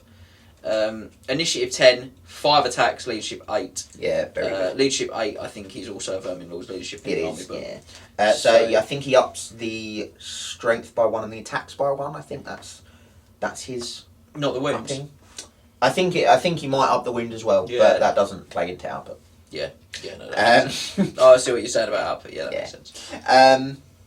It might just be the attack that he ups. Anyway, a solid score, I think, and a solid stat line. I just felt a little sort of disappointed that he wasn't just a bit better. So he's 150 points more than normal Vermin Lord. He's 650 points like Thanquol. He gets the option to swap his multiple wound D3 glaive for always strikes first. He's got an extra toughness and wound, so he does have an extra wound. Rerolls to cast Dreaded 13th, but one of his spells has to be Dreaded 13th. Which is a shame because there are times where you won't want it. I know Yeah. some of you are like, what? But when you play Ogres, you won't want it. Yeah, when you play Bretonians, you probably won't You want won't want it. it. All Mounted Empire, there are times when it's just like, actually, Am I going to cast it on a unit halberdiers? Like a lot of, I take great swords, but a lot of competitive Empire armies don't. No. There'll be demigriffs, knights, and some halberdiers probably, and then maybe a steam tank and some stuff. You probably wouldn't bother in that. It's not worth attempting to roll 24 on the 25 on the dice actually. No, to not really. go for it. The reroll is nice though. I will give him that. Will help. Ace Stomps have also gained, or Thunder Stomp rather, has also gained magical attacks. But it just felt a little underwhelming. Yeah, For so 150 points. I'll go through All of his, him very yeah, quickly. He's all of immune his. psych, which is helpful. He's a large target. Doesn't mean he can't flee, but that's not the end of the world. He's a large target. He's got scurry away, so he does add 1 if he flees from combat, and he causes terror. Just feel like I want maybe like stubborn or unbreakable on him. Yeah. Does a regular Vermin Lord have anything like that? No. No. Attacks made with a model are demonic, so they're magical. Yep. That applies to his stomps as well. Yeah. He's a master of ruin, as you said. He rerolls that dreaded 13th. He's got a 5-up wall save. Yeah. Don't know if we mentioned that. Yeah. Because he's same as sort a of normal Vermin rat Lord. demon. So he's Yeah. a greater demon, basically. Yeah. Yeah. I think they went very much into we'll basically make them a greater demon with some sort of extra Skaven rules. And then, like you say, you can either attack with his Doomflag or glaive. His Doomglaive, sorry, which gives him D3 wounds, or his Plague Reaper, which gives him more strikes first. I have to say, what did he get for special rules? He got that's the wrong one. He got 2 Yeah. special rules. I might have given him an extra bump for that. I just felt like the demonic attacks. It's just you know, Battle it's- World Dragon's the only thing Yeah. to worry about there, and he's got always strikes first, which is really strong. sorry, he not- causes terror. not demonic attacks. Where is it? What one is it? Rat demon. Rat demon. Rat demon. That is never a good special rule. Most of the time No. it won't matter, but when it does matter, Him not he's being getting able to hit be by his worst banishment. point now. I missed saying that he can't be your army's general, which is a real Yeah, kick which in the when he's teeth. 650 points in leadership 8 and can't be your army's general, that is a shame. Yeah, so that's there. Yeah, I mean, I might have given him 1 more point, but nothing more than that. He's just. I think the big problem you guys are going to see, and this is probably my personal bias, is that he doesn't stack up very well against the ones that we're going to do next. Yeah. Which are the sort of the more regular Yeah. Vermin Lords. I actually think they're really good. Yeah, I think they're not bad, and I think all of them score better than. Yeah, it's not a shock because Yeah. they are better. Yeah. So, It's it's not moving a on shock to those because they better are Vermin better. Lords. We are going to go with the Vermin Lord Deceiver first. So he comes in with a competitive rating of 17 out of 24. So he Yeah. gets a 3 for output, a 2 for special rules, 3 for synergy, 2 for risk, 4 for survivability, and 3 for cost. Yeah, this guy's good. So he's the same cost as a standard Vermin Lord. He's 500 points. Yeah. Insane. He does lose the multiple wounds D3 in combat, but gains poison attacks and armor piercing. Plus, he's got a nice strength 6 shooting attack, which does the number of shots equal to the number of models in the front rank. Not game breaking, but nice. So that's his sort of weapons that he's got. Do you want to go through his stats? I'll bounce his stats very quickly. They are very similar to what you've just Yeah. heard. Weapon skill 8, movement 8, very quick. BS4, which is nice because he's got a shooting attack this time. Yeah. Strength 6, toughness 6, 6 wounds. 6 wounds, that 6th wound is so Yeah. important. Initiative 10, 5 attacks, so he's a real beast. He's a monster, leadership 8 again. Mm-hmm. He maintains the inability to be our army's general. Yeah, he keeps Rat Demon, which is demonic a attacks. shame. But again, he also maintains immune strike, large target, Yeah. scurry away, and terror. He is a level 4 wizard, He is. which is gorgeous. And he must one of his spells must be Skitterleap. Yeah. The remainder of his spells can be generated from Skaven spells of Ruin or Plague. Now it is worth pointing out that means he can't swap for another spell, because the way that you swap in those laws is it's specifically laid out. So it says Warlock Engineers may swap Unfable Lining, Greyseers may swap for Dreaded 13th. It means that he can never get Dreaded 13th. Yeah. So he's the other way. He can't ever. Yeah, that's true. But one of his spells must be Skitterleap. However, Skitterleap is one of the best spells in the lore in the lore of Ruin. Yeah, he also rerolls his casting attempts when casting Skitterleap. Insane! He's casting a 5+. Yeah, it's one dice cast. You just roll one dice here, and it can target himself. Absolute Because insanity. normally Skitterleap is an infantry model. Infantry only, yeah. This guy's a monster, obviously, but he can Skitterleap himself. Ridiculous. He's also got a baked-in -1 to be hit with shooting, and he's actually reasonably tough to kill before he gets to combat. And if you get Really good. If you get the Storm Banner, it's -3. Yeah. If you get the Howling Walk Gale, it's -2. Yeah. You can do some insanity stacking on him. Yeah. Is he the one with a 4-up ward, or has he still got a 5-up ward? One of them. He maintains a 5-up. 5-up. Yeah, it's the Seer, because he's got like an all upset. Yeah. But you've got really good synergy in the Skaven book with this guy, I think, with the items, which is just things I love to see. Yeah. If I'm honest, and he, as you said, his stiletto makes him poisoned and unpiercing. He's still got a thunderstorm. Yeah. And that throwing weapon you mentioned that does a number of shots equal to the number of models in the front rank of the target. That's also poisoned. Nice. It's quick to fire, so Very he doesn't nice. suffer the penalty for moving and shooting, and can always stand and shoot it, which is so good. Because how often do you want to charge something big and hard like him? Yeah. With a horde? Yeah. And it's the strength of the user. It's strength 6. Yeah. He flings those stars hard. I mean, the star is huge. I know you're not going to be able to see it there, because it's going to catch the light. But honestly, it's about the size of his head. Yeah. It's like throwing your head at someone. When your head is also the size of a door. I love him. He's for me the best model of the lot as well. Yeah, love very his nice. model. I think he's my favourite. He's my go-to one. If I was going to take any of them, I would take this one. Okay. Yeah, I think he's good. I think the loss of D3 wounds isn't that big when you've got 5 attacks with a thunderstomp. And the poison. And the poison and the armour piercing. So you're dropping 4 off the armour anyway. You just wail on anything. Yeah. Armour piercing and poison are a really strong combination as well, because they don't. It's not like poison killing blow. They don't do anything to kind of, hinder each other. Yeah. Yeah, good. We like him. On to the next one, the Clan Pestilence themed Vermin Lord Corruptor. He's up next with a competitive rating of 18 out of 24. So a little bit more. Yes, he's got a magic special roll in it, does. which helps him out. So we get there with a score of 4 for output, 2 for special rules, 3 for synergy, 2 for risk, 4 for survivability, and 3 for cost. Almost the same as the Eshin variant. And again, I really like this guy actually. Stat wise, he is exactly the same as the last one we looked Not at. going to keep going for it. Nope. He's got paired weapons, which is what gives him the extra pip of attack. output, because it gives him an extra attack. And they also give him ASF at initiative 10, just in case that wasn't fast enough. He's also got Frenzy, so he's got 7 attacks. He's got Frenzy as well. Yeah, he's got 7 Oh, attacks. wow. Yeah, he's got 7 So, attacks. That's very But good. he's already at max He's already at output. full. Yeah. Yeah, so he's got 7 attacks with poison. Always strikes first. Are they poisonous? I feel like they're poisoned. No, No, because they're not Pestilence doesn't have give you poison attacks. Yeah. He just has to go for Bless with Filth. What a shame. Yeah, he just has to beat you down at always strikes all first. that. 7 attacks with Yeah. a thunderstorm. Yeah. Yeah. He also guarantees possibly the best spell in the Lore of Plague, which is Plague itself. And he rerolls to cast it.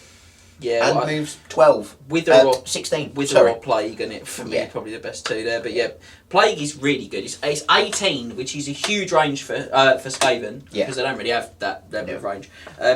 But once you start factoring When he the moves 16 and then casts it.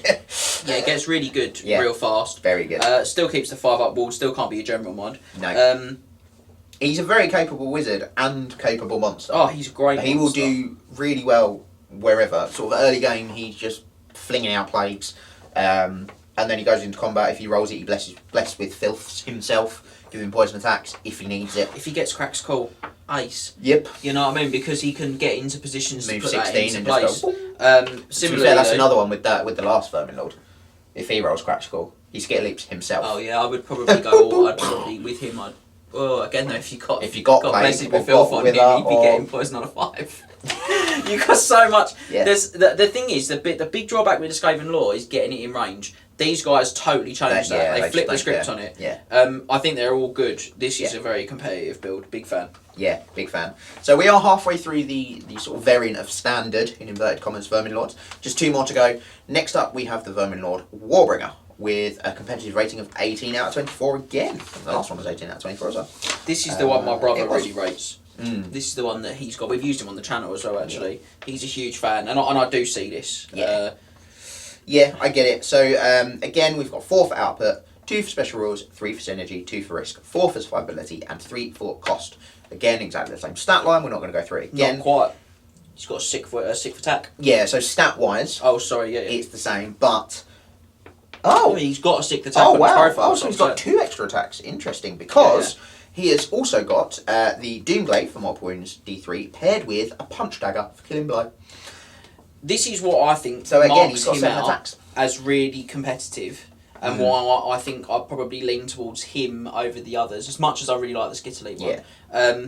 Because he's the only one that has 2 weapons that he gets the benefit from both of at the same time. Yeah. And Yeah, this is very what's really good. nasty. Keeps the multiple wounds D3, so now he's a huge threat against anything with multiple wounds. Yeah.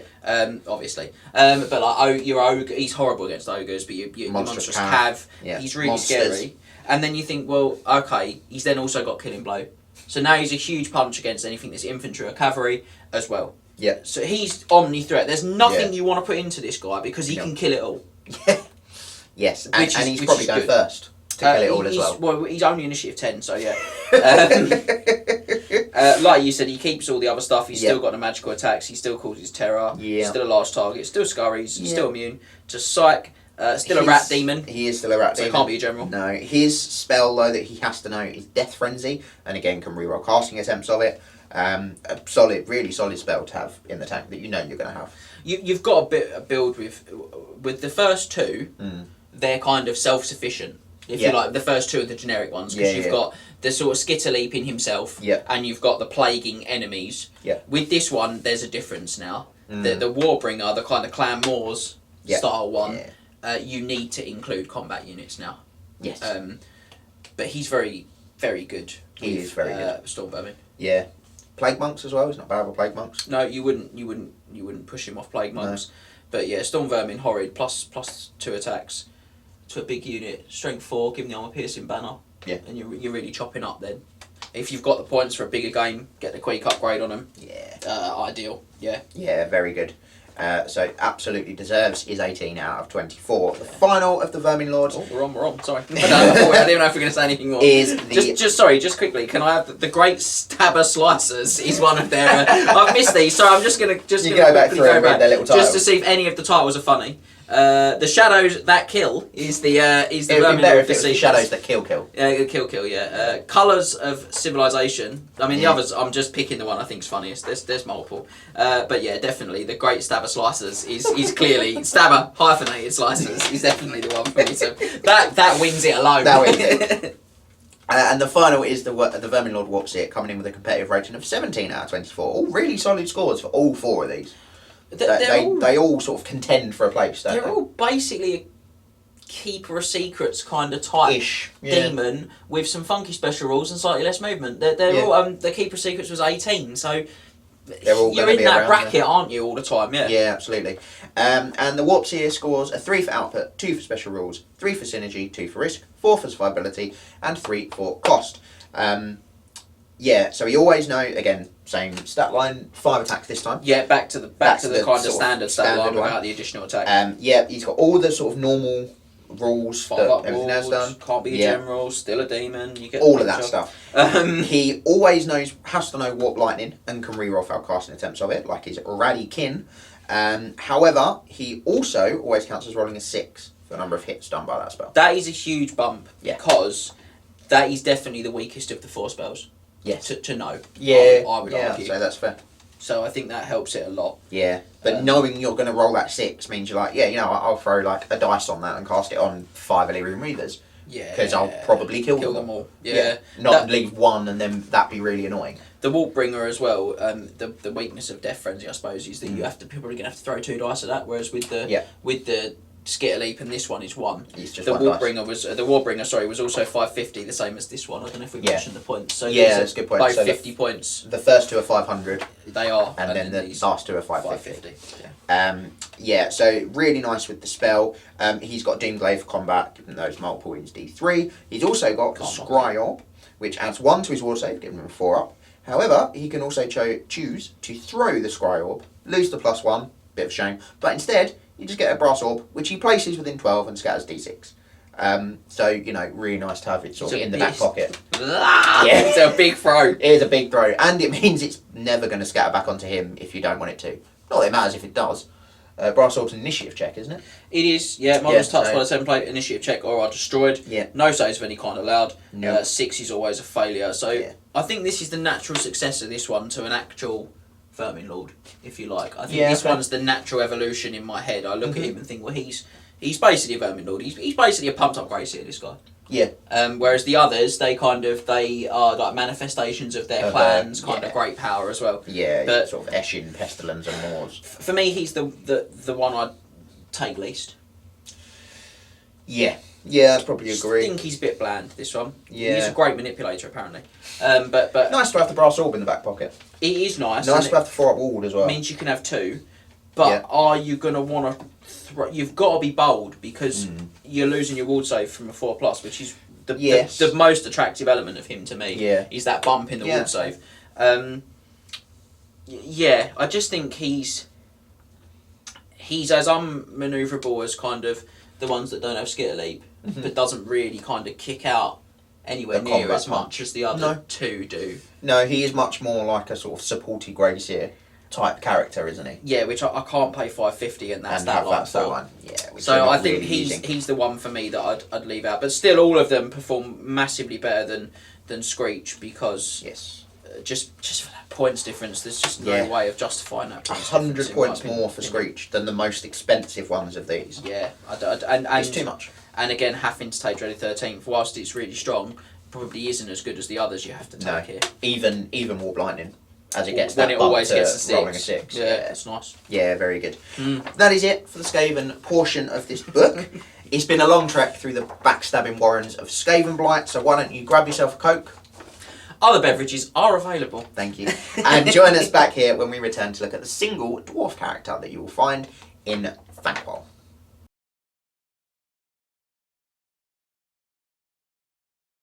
Welcome back. We are glad that you've not been stabbed in the back just yet. And now that you are back, we are going to... You loved it, Sean. I did love it. We're going to take a look at the last special character in the book, which is Ungrim, Incarnate of Fire. He gets a glowing competitive rating of 16 out of 24. Not bad at all for a combat character. Very good. Puts him in the same sort of brackets as Carl Franz. Yeah. Those types of real kind of beat sticks. I think Balton was around that sort of number. It's very good for a character that doesn't cast spells. Yeah, well, I mean, he sort of does. He has 1 bounce spell. Yeah. But, okay, yeah, fair. Doesn't cast proper spells. Can't sort of buff multiple units at a time. No. Which is huge. So we get there with a 4 for output, a 4 for special rules, 1 for synergy and 1 for risk, 4 for survivability, and 2 for cost. Not bad at all, especially compared to his 13 out of 24 for his army book version. Yeah, big bump. Yeah, and from that, he gains a point of strength, an attack, a wound, a bound 2d6 fireball, and a strength 4 flame and breath weapon. He does, yeah. The only thing he loses is that he can't have a unit of Slayers in his army can't have 100 points of magic or runic banner. Yeah. Bit of a shame. But not a huge loss for what he's bringing to the table, I would say. No. He's also 425 points. Yep. Which is pretty favourable against the army book, which I believe he's 350. Yeah, I think he's 75 points more. Which, for what he's got, it's about right. He's very, very... I mean, the wound you pay 35 for, the breath weapon you pay 35 for, everything else you've got for free. Yeah. I do think he's overcosted in his army book version, though. I can't remember if we gave him a 1 or a 2. Yeah. But yeah, I mean, ultimately... He looks decent for 425 in this stat line. Yeah, so he can be included in your dwarf army. He comes out of your Lord slot, obviously. You can't take Ungrim Iron Fist. If you take Ungrim Incarnate Fire, there is just one. Not a huge shock. There can only be one. And he comes with Gromrel Armour, which gives him a 4+ armour save. That can be improved. We'll see that later. Special rules. He's got Ancestral Grudge, which if you make him your general, means he'll at least hate one model in the enemy army every game. Which is good. He's a Demon Slayer, which means that successful ward saves against his attacks must be re-rolled. He has Death Blow, which means he does one attack when he dies. He is Dragon Slayer, which means when he fights monsters, he gets multiple wounds D3. He is Relentless, which means that he can always march, doesn't have to take the test to do so. He's Resolute, which means he's Strength 6 when he charges, not Strength 5. He is a Slayer, which comes with a raft of weird rules. It lets him swap his axes, not that you're going to do that. Means he can only join certain units, etc. And of course he's Unbreakable. Because he's a Slayer. Just in case his leadership 10 wasn't enough for you. With his initiative 5 attacks, at strength minimum 5, but not really ever. And weapon skill 9, treating yourself. Obviously, toughness 6 as well. Just to remind everyone at home, he keeps the toughness 6 from his previous profile. Beat stick. He's got the Breath of Akshi, which gives him a strength 4 breath weapon with flaming attack special rule. So he's got Dragon's breath weapon, just so we're clear. He's the Lord of Fire, which is a power level 5 innate bound spell, which means he can't lose it. You just throw 6 dice at it because you're a dwarf. You ain't got any other spells. Got any other spells. And that also means he doesn't count as a wizard. So you keep your inherent pluses to dispel, which is lovely. Very good. It's 2d6 strength 4 flaming hits, so it's a mid-level fireball. It's 2d6 fireball. Lovely. For the cost of a 1d6 fireball. It's going to be dispelled every turn, guys. Unless you double six it, but you've got it. Now he's got the Axe of Dargo. This is a magic weapon. Blows struck by the axe are resolved at +2 strength, have killing blow, and flaming attacks. So I'm pretty sure it doesn't have flaming attacks in the main rulebook, actually, in his army book. Okay. So I think he's gained that as well. Mixed bag there, because Dragonbane gems do hurt you now. But let's be real, reroll your ward saves. So actually, it's a 1 in 3 chance, even on the Dragonbane gem, he's going to die. And he can still kill and blow you. He can still kill and blow you. On a 1 in 3, he'll just kill a character outright with that Dragonbane. And if he can't kill and blow you because you're a monster, he can multiple infantry. So really, monstrous infantry is the one weakness of this guy. And most monstrous infantry has regen. A lot of it does, So really strong. And we know that means that +2 strength means he's strength 7. Strength 8 if he charges. It's eye-watering, ladies and gentlemen. It really is just a Dragonbane gem, which means he doesn't just go into a Demon Prince and real hurt it. Although, I mean, the Demon Prince would go first and kill him, which is the only issue. He might not, you know. Maybe not. Forced to wound him. Yeah, I suppose, actually. He's got a 4-up ward save. Because he's got the Cloak of Fire Scar, which is a talisman. 4-up ward save, improves 2 up against flaming. Yeah, maybe not. I mean, he's got 4. He's got to do it. Because he's got multiple wounds D3 against that Demon Prince. It's a monster. If he ain't got the Dragonbane gem, that Demon Prince is dead. And if he has, 1/3 of the time, he's taking wounds every time. Ish. Those are rough numbers. And then he's got the Slayer Crown to finish off, which is magic armor, adds 1 to his save and his toughness. Now his toughness is already included in that profile. So he's not toughness 7. No. What a shame. But he does have a 3-up armor, which is quite nice. They're not Demon Prince Slanesh, then he gets a 6-up, cheeky 6-up as well. Cheeky. Treat himself. Very good though. Very good. And what wants to fight him? Yeah, not a lot. A good sort of points value that you can just sort of drop him into like a dwarf list. Yeah, 425 is not bad. Look, Dwarf. We talk a lot in competitive videos about Dwarf Lords being a really difficult point because they really struggle to justify the price tag 300+ points for a really well decked out one. It's going to cost you around the 310 marker for points. But so he's a step up on that. Yeah. But I mean, you get a lot for it. You do get a lot for it, and there's not. If you can get him in, there's not much he can't do. And like you say, you could drop him into a much more traditional list with a bit of shooting, push the enemy onto you, counter charge with him. Yeah. Yeah, hard to see past him. He's very good. Yeah. Brings a lot to the table for a dwarf army. Yeah, I like him a lot. But that is it. We have made it all the way into the depths of Skyre's workshops and back again to tell the tale. That tale spelled T-A-I. Oh, thank you. Thanks for clarifying. We've also done a segue into a segue world. into Carrick-Cadrin as well. Changed our mind. Gone on again. back to the rat tunnels. And now that is it for the book too. There's no sort of, as I said earlier, no special rules or items or army lists or anything like that to go through. We're done. So that is it. All that is left for us is to go through some sample army lists for you, which we will do now.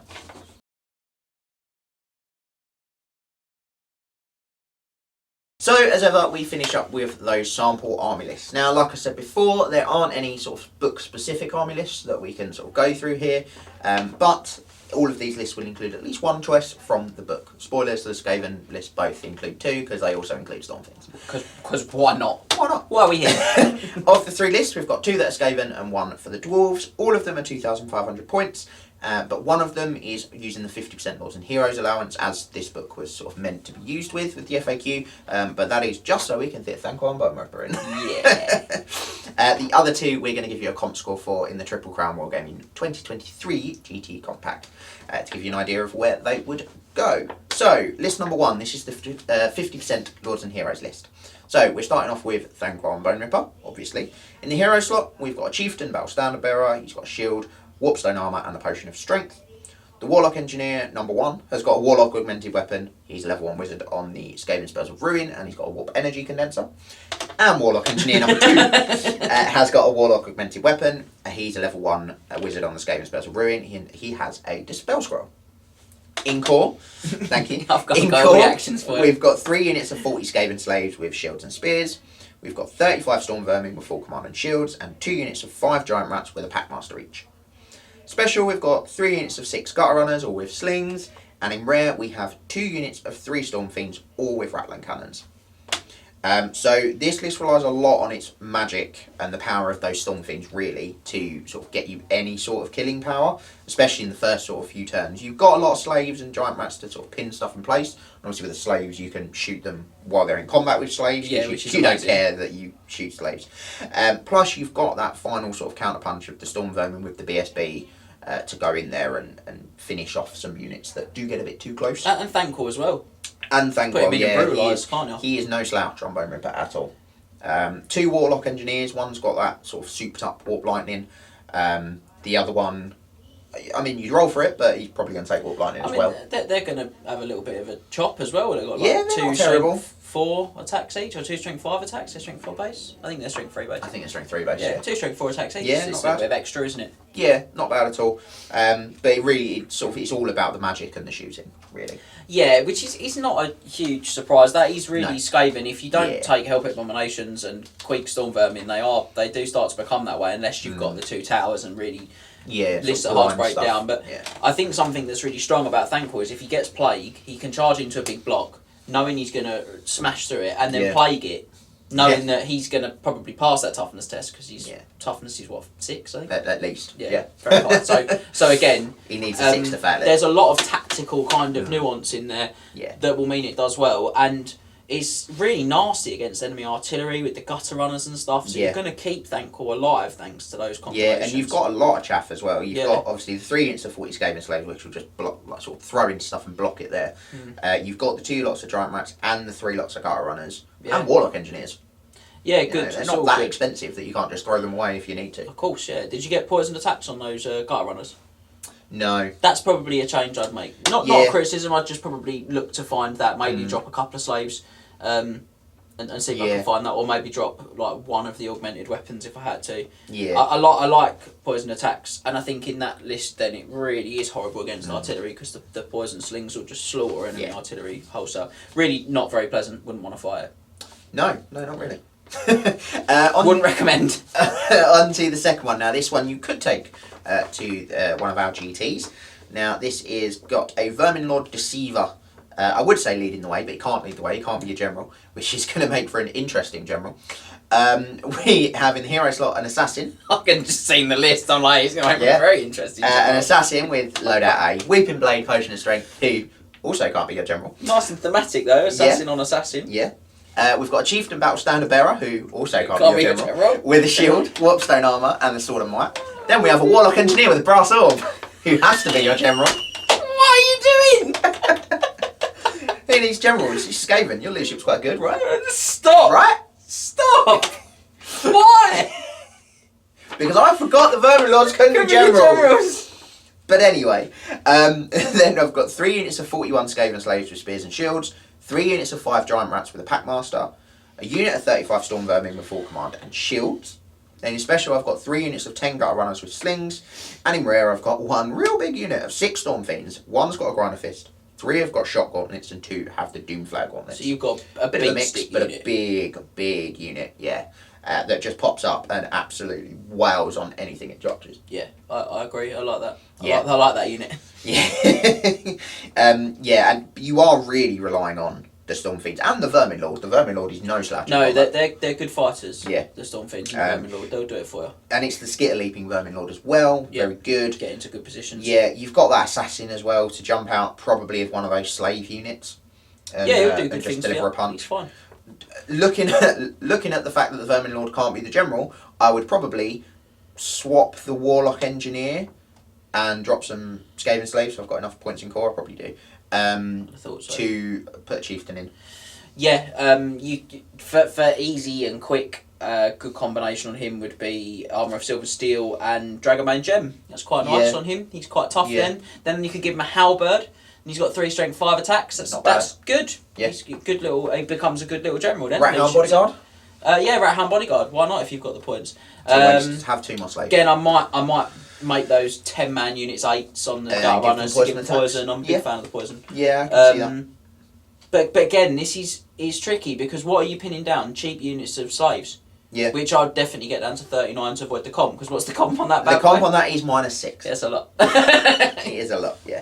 I mean, the Storm Fiends are -3 because they've got a grinder fist. Yeah. The slaves are unfortunately all -1s because they are over 39.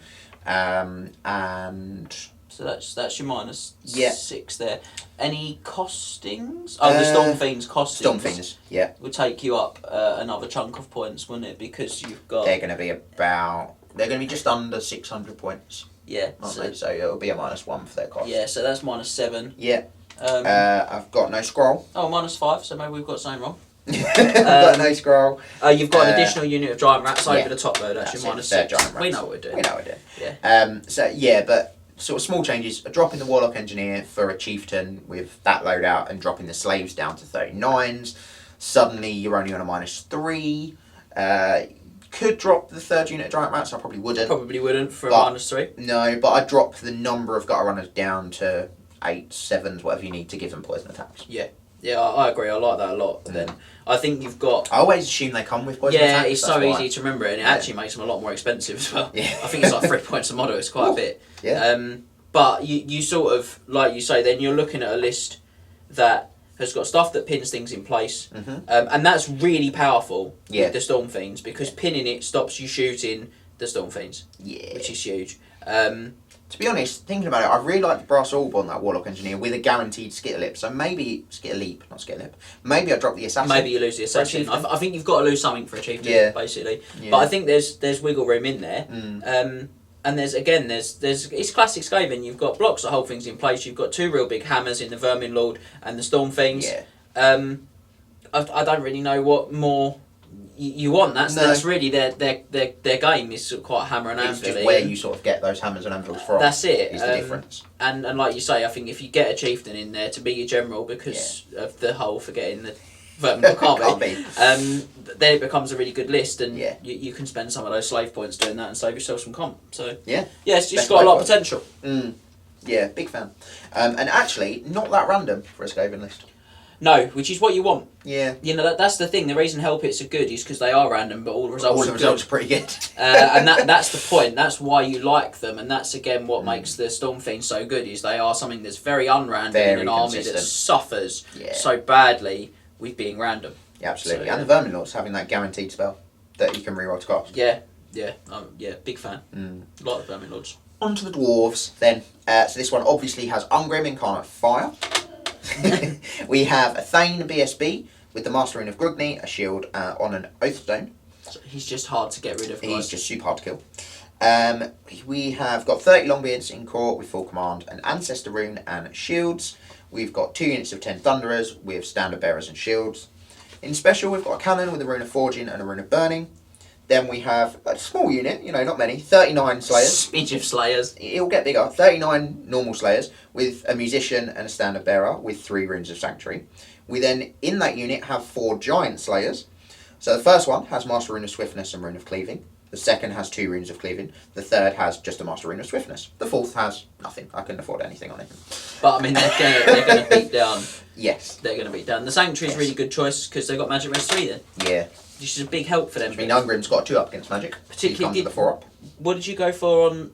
you went for Grugni. Grugni on the Thane, which means that if they're hit with a magic missile and they're within 6 of the Thane, it's 2-up. Yeah. Really, really good. Really good. And as I say, Ungrim's got a 2-up against death spells and things like that. And they get a 5-up against shooting from that as well if they're within 6, which is nice because they struggle. That's how they die more than anything. Yeah, is you get them at range. But that is, I mean, it's a huge unit. I'm not going to lie. There's like 43 Slayers in there. Yeah, so it's 600 points? About 650. Yeah, and then Ungrim goes in on top. It's 1,000, but you've got to kill it to win. Yeah. 1,000 points. And it's unbreakable, so you've got to kill it to the man. It's a Death Star. Yeah. Made a Death Shocker. Shocker. The overplayer made a Death Star. But don't worry, that's not all. Because to round out the list, we've got 2 organ guns. Did you just think, how could I make a dwarf ogre army? Yeah, I've got basically. some artillery behind my Death Star. My dudes who've got no armour and hit real hard. Basically an ogre army. I love it. Immediately I love it. It's the equivalent of about 11 ogres in there as well, so it's basically just my iron guy. Yeah, it's just enough. That you can't put your BSB in. What a shame. What a shame. But yeah, we have 2 organ guns. One's got a Rune of Accuracy and a Rune of Burning. One's got a Rune of Forging and a Rune of Accuracy. It's a -1. Yeah, I like. Yeah, you've got some big concessions. Big concessions being I've got no scrolls. Huge concessions. I've not even got any runesmiths. No Valleya. as So you're well. already +2 to Dispel with nothing to help. But you have got the magic res. Good choice there. Yeah. Got a decent amount of artillery, but not enough to get hit on the comp. Too much, get hit with the organ guns, but not massively. Yeah. The Slayers are the big -3, but they are +1 for being Slayers. So it's actually -2. Yeah, not bad. Not bad at all. And as you say, the Thane BSB is super hard to get rid of. That star's hard to get rid of. Yeah. What are they gonna like? They've got to if they hit that unit of Longbeards. That's the word. If they hit that unit of Longbeards, they've got to get through it. Yeah. And you've given them a rune of Ancestor. Ancestor 1d6 leadership check, which they re-roll because they've got the BSB there. Yes, they do, and their leadership 10 because Ungrim's next to them. And if they get charged, they've got a 5-up parry and a 3-up armor, 4-up armor save. Yeah. They're not easy to shift Not really. at all, and the Oath Stone means that will Parry go in in the all flanks, sides. yep. So how are you going to get through them? You're not. And then when you're in and you've not got through them, then they're going to reform to hold you up for longer, and then Ungrim and the boys are going to arrive, and it's all tears before beard time. Hey. Yeah, like you were saying, you want those units together, really. Because although the Ancestor Rune means they do take that leadership on 1d6, it is only one turn, so you don't want to leave them there for too long. Yeah. And then obviously the second turn they're not getting the better parry, they're only back to a 6-up. Still not easy to get through. But No, because they're still weapon skill 5, Yeah. which is amazing. They're For still core. T4 as well, which is good. An alright armour save. You've got a lot to bring your opponent onto you there as well, because you've got those the 2 artillery. organ guns and a cannon. Yeah. And they You've can't got be Thunderers ignored. as well. Yeah, they're 20 alright. Thunderers, not bad. They're alright. Good for clearing chaff. Yeah, that's their job. Yeah. Their job's just to shoot stuff that might get between your Slayers and what you want to kill. Yeah. Basically. Absolutely. Yeah, and those Slayers with the Master in the Sanctuary obviously being on the Standard Bearer, he's the last one to die. Unbreakable, he's never going to run. So you're always going to have that magic res. Yeah. And like you say, 2-up against any magic missiles on those Slayers. Which also gives Ungrim really good defence against Law of Death as well. Yeah, he's got a 2-up then. Yeah. 2-up against Flaming, 2-up against Law of Death. He's really hard to shift. Yeah, you've just got to watch out for Purple Sun. Yeah, I mean, not necessarily for him, isn't it? Shift 5. No, I mean, he doesn't care. He also has to look at it. The Slayers. The Slayers care more. They're in shift 3? Let's say 2. 2? I thought maybe Slayers got a bump. I don't think they do. I can check, but I don't think they do. But yeah, as you say, the artillery makes people come onto you, and the Slayers kill basically anything that You gets know what? them. It's not easy to beat for a -1. You're going to be looking No, at that and really. thinking, where do I get a big score off this list? It's not easy to break down for a -1. You want it all together so that the Slayers are in that bubble from the BSB. Yeah, you just got to Five remember up, you're a dwarf but- ultimately. Yeah. Which means that this is the size of your frontage. Yeah. You know, like that tight formation is the way they win games. Yeah, absolutely. But that is it. That is it for all 3 of the lists. And that is it for End Times Thanquol. Sad rat noises. We've got one more End Time supplement to come. One more End Time supplement to come in our deep dive series. After all the changes in Kane, and if you haven't watched that yet, go and check it out. This actually seems like a relatively tame book, to be honest. Yeah. Other than Storm Fiends, you're just like everything else you can live with. All right, it's just good, or just good. Or all right. Maybe some of the battle scrolls are. Yeah, we ban those. Yes, we do. Yeah, I forgot the insanity of the battle scrolls. Yeah. You'll never be Kane magic though, will you? No. Like you say though, the characters aren't really on a level of the Elven ones. Not at all. No. And there's no massive changes to how the game is played, like Kane magic. Nope. The battle scrolls get close, but not quite as mad as that. But make sure you let us know what you might try after hearing our thoughts on all of the things in Thanquol. Sorry. Let us know what you might try and why it's Storm Fiends. with rattling cannons. But the Vermin Lords, seriously, massively overlooked. I actually think there's some real mileage in the Vermin Lords. Really get overlooked. Yeah, absolutely. But we hope you've enjoyed this deep dive. Make sure you head back to the Night of the Realm Mustering Ground, check out all of our other exclusive content. But for now, we'll see you next time. See you later, guys. Remember to tag your friends and like, subscribe and share. Then head over to triplecrownwargaming.com and become a Knight of the Realm today. What are you doing, mate?